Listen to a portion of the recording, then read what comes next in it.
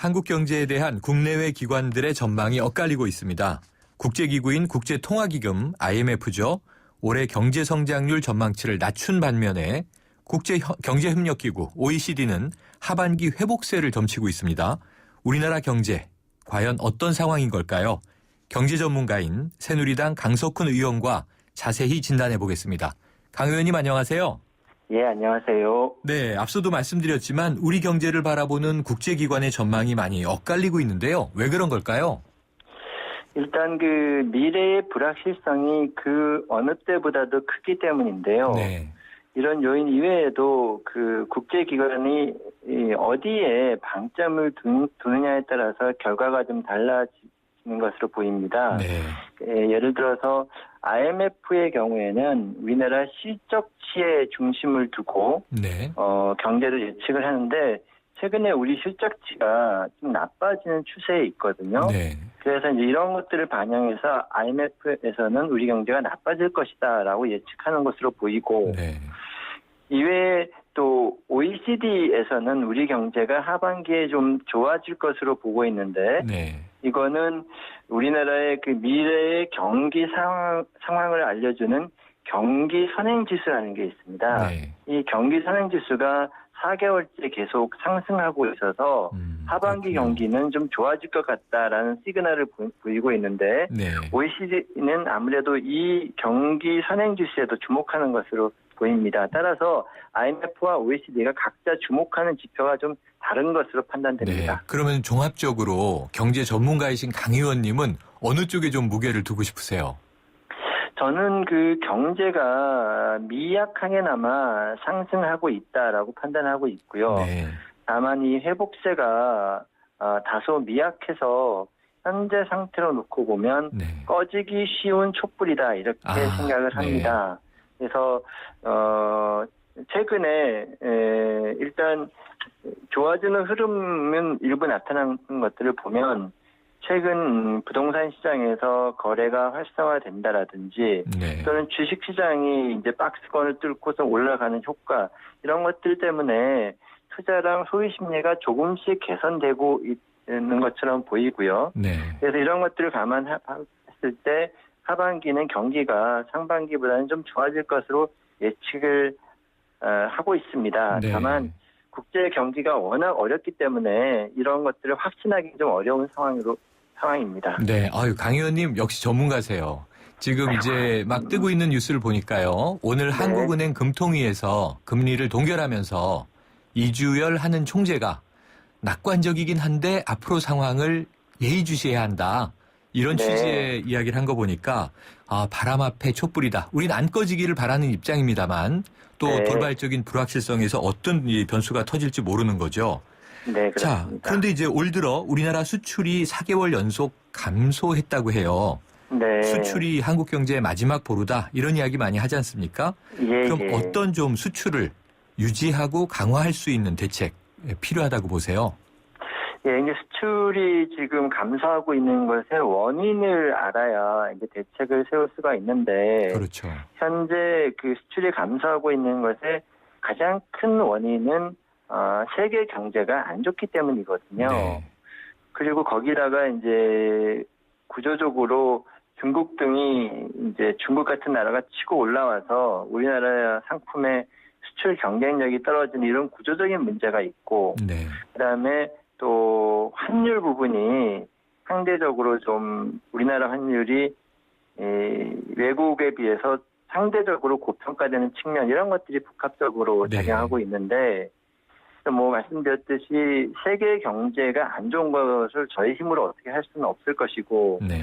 그래서 수출 경쟁력이 떨어지는 부분은 우리가 각종 우리 경쟁력 강화 정책을 해야 될 것인데 단기적으로는 우리 환율이 우리 수출 상품이 너무 불리하지 않게 네. 환율 정책을 가져가는 것도 고민해 볼 필요가 있다라고 생각합니다. 네. 국제 환경을 뭐 우리가 어떻게 좌지우지할 수는 없으니까 지금 네. 강 의원님 무엇보다도 환율 정책 중요하다 이렇게 강조를 주셨는데요.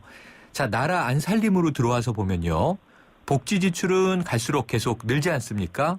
네. 그런데 세금은 당초 정부 추정대로 거치지 않고 있다고 합니다. 그런데 네. 이제 얼마 전 그 2015 국가재정 전략회의에서 세수 확충 방안이 따로 논의되지 않았다고 하는데 왜 그런 걸까요? 예, 그러니까 사실 그 세수가 참 거치지 않는 부분은 많이 걱정이 됩니다. 네. 그래서 그렇다면 이제 정부가 할 수 있는 방안이 두 가지가 있는데 하나는 세금을 올리는 방안이 있고 다른 하나는 지출을 좀 효율화하는 방안이 있을 수가 네. 있죠. 근데 정부 입장에서는 일단 그 세금을 올리는 방안은 뭐 궁극적으로 꼭 필요하다면 하되 그 이전에 정부가 정말로 재정을 알뜰살뜰 제대로 잘 쓰고 있느냐, 네. 잘 아껴서 하고 있느냐 이런 것들을 먼저 점검해 봐야 된다는 입장에서 네. 세수 문제보다는 일단 재정 지출을 효율화하는 그런 여러 가지 방안들을 마련을 했습니다. 다시 네. 말씀드리면 국민들께 이렇게 손을 내밀기 이전에 정부가 살림을 먼저 알뜰하게 해보겠다 이렇게 이해하고 있습니다. 네. 뭐 강 의원님 입장 지금 말씀 주셨지만 뭐 그럼에도 불구하고 현 정부가 증세 없는 복지 기조를 고수하고는 있지만 과연 이대로 가능하겠는가 증세를 검토해야 하는 시점이 왔거나 다가오고 있는 것 아닌가 이런 이제 반론이나 의견들에 대해서는 어떻게 생각하세요? 예, 그 언젠가는 국민적 합의를 거쳐서 네. 증세를 검토하는 시기가 올 수도 있다라고 생각합니다만 네. 현재 상태는 아직 그 시기가 아니다라고 판단하고 있습니다. 한두 가지만 말씀을 드리면 그 사실은 경제 전체적으로 놓고 보면 우리 경제가 사실은 그 물가 하락이라는 그 디플레이션이라는 커다란 그런 위험 앞에 노출돼 있는 상태에서 네. 세금을 올리게 되면 디플레이션을 더 초래할 가능성이 있어서 네. 이런 부분도 하나 고려를 해야 될 것으로 보고요. 고려해야 된다고 생각하고요. 네. 또 다른 문제는 아까도 제가 말씀을 드렸지만 정부가 과연 할 일을 제대로 하고 있느냐 이런 부분에서 예를 들어서 공무원 연금 개혁만 달성되어도 네. 저희가 해도 현재 나와 있는 안으로만 보더라도 내년도에 보존금을 한 1조 5천억 정도 절감할 수 있고 네. 내후년에는 또 2조 1천억을 절감할 수 있거든요. 네. 이런 것들을 먼저 해놓은 다음에 그다음에 국민들께 우리가 최선의 노력을 다했는데 더 이상 방법이 없으니 국민 여러분 어떻게 했으면 좋겠습니까 하면서 국민적 합의를 이끌어내야 된다라고 생각하고 네. 지금은 이런 공무원 연금 개혁이라든지 각종 지방 재정 개혁, 뭐 R&D 개혁, 복지 재정 효율화 이런 것들을 네. 보다 적극적으로 해야 될 시기라고 생각하고 있습니다. 네. 예, 지금 뭐 중앙정부나 지방정부나 우선 스스로 살림을 좀 알뜰하게 졸라매면서 재정 지출 절감 방안을 찾고 이 증세 논의는 그 이후다 이렇게 정리해 주신 거죠. 네, 그렇습니다. 그런데 국가 부채가 지금 빠른 속도로 늘고 있는 상황인데요. 네. 일각에서는 우리나라가 제2의 그리스 혹은 아시아의 그리스가 되는 것 아니냐 이런 우려를 또 표명하는데 의원님 어떻게 생각하십니까? 예, 뭐 일부에서 그리스라는 표현을 하시는 경우를 듣긴 했는데 네. 저로서는 매우 그 부분에 대해서는 강력하게 동의하기 어렵습니다. 네. 그러니까 그리스의 경우를 보면 GDP 대비 그 국가 부채 규모가 164%거든요. 그러니까 네. GDP에 대비해서 3배 이상의 국가 부채를 가지고 네. 있습니다.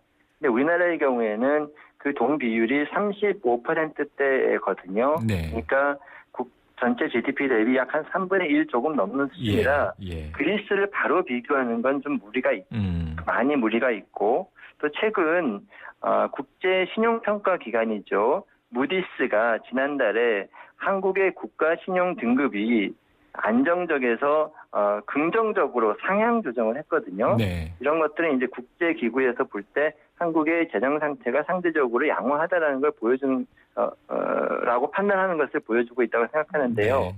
다만 우리 현재 그 국가 부채가 그렇게 위험한 수준은 아니나 증가 속도가 매우 빠르기 때문에 이거를 적절하게 통제할 필요는 있다라고 보고 이럴 때 저희가 이제 얘기하는 것들이 페이고 원칙을 한번 준수해 보면 어떠냐 이런 얘기를 하는데 페이고 원칙이라는 것은 기본적으로 새로운 지출을 유발하는 법안을 만들면 거기에 해당되는 것만큼 다른 걸 줄이거나 아니면 또 그 재원 조달 방안을 마련하는 페이고 원칙인데요. 이런 페이고 원칙 등을 도입해서 정부 부채가 급격하게 늘어나는 걸 막아야 된다라고 생각합니다. 네. 그래서 지금 말씀 주신 대로 들어올 돈을 보면서 지출을 이제 잡지 않으면 마구잡이로 늘어나니까. 네, 그런데 네. 이 국가 부채도 좀 이 속도의 증가는 걱정이지만 그리스라는 말은 좀 이 상징적인 표현이지 다르다. 이렇게 설명 잘 네. 해주셔서 이해가 됐는데요. 예, 예. 또 한 가지가 지금 가계 대출 증가가 네, 4월에 지금 시중 5대 은행만 이 8조, 전체적으로 한 10조가 넘었을 것으로 추정하고 있고 네, 5월에는 더 늘어날 것이다 하는 것 때문에 걱정인데 네. 이 예, 가계부채 대책은 어떻게 생각하세요?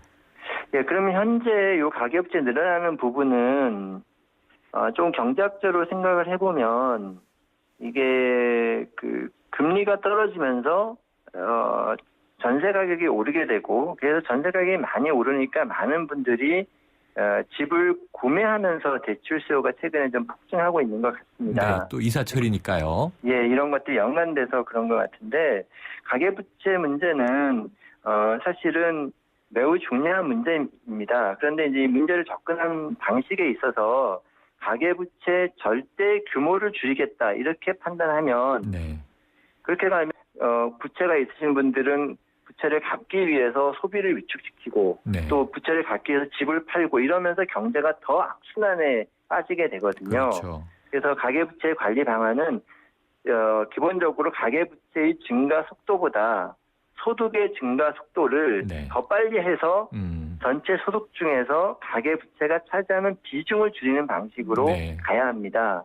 그렇기 때문에 가계소득을 늘리기 위한 다양한 경제 활성화 정책들이 필요한 이유가 거기에 있고 네. 그래서 경제 활성화를 위한 확장적인 재정 정책이라든지 통화 정책 그리고 또 규제 완화 정책 이런 것들이 필요하다고 보고 결국 이 문제에 대해서는 가계부채 자체를 줄이는 것이 답이 아니라 네. 소득을 늘려서 가계부채 문제를 해소해 나가는 게 방향이다 이렇게 말씀드립니다. 네, 강 의원님 잘 이해됐습니다. 오늘 네, 뭐 네. 현역 의원이시면서 경제학자의 설명을 친절하게 듣는 느낌이었어요.